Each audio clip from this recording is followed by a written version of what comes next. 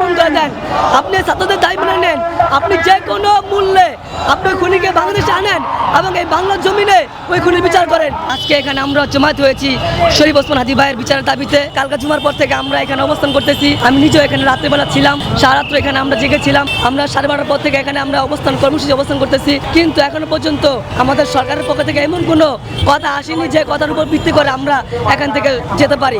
আমাদের একটা বক্তব্য হলো, যে কোনো পরিস্থিতির মাধ্যমে শরীফ ওসমান হাদি ভাইয়ের খুনির বিচার করতে হবে। এটা যে কোনো পক্ষে হোক না কেন।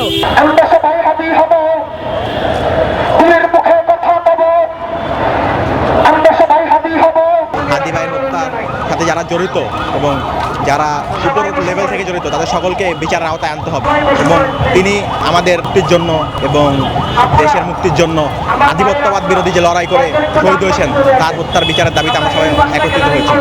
আমাদের দাবি সরকার অতি দ্রুত সে তাদের হত্যার বিচার করবে এবং যদি বিচার না করা হয় তাহলে আমাদের কর্মসূচি আরও তীব্রতর হবে।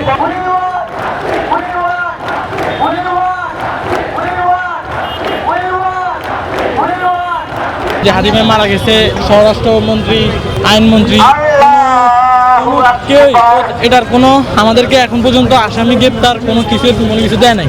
তো আমরা যতক্ষণ পর্যন্ত আসামি গ্রেপ্তার হবে বা এরকম কোনো কিছু আমরা না শুনবো, আমরা এই শাহবাগে অবস্থান করব।